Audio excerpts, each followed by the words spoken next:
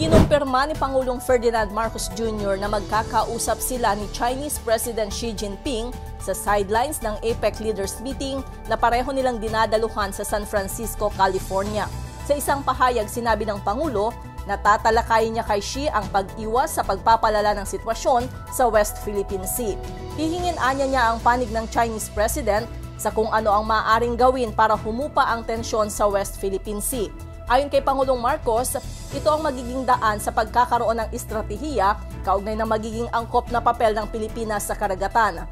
Tiniyak naman ng Pangulo na nananatiling misyon ng bansa ang pagpapanatili ng kapayapaan kasama ang Philippine Coast Guard, Armed Forces of the Philippines at mga mangingisdang Pilipino. Ang nakatakdang pagkikita ni PBBM at President Xi ay kasunod ng naunang pulong nila ni US Vice President Kamala Harris na nag-usisa sa assessment ng Pilipinas sa sitwasyon sa West Philippine Sea. Para sa MBC Network News, ito si Let Narciso, tuloy-tuloy sa pagbabalita, tuloy-tuloy sa serbisyo, sama-sama tayo Pilipino.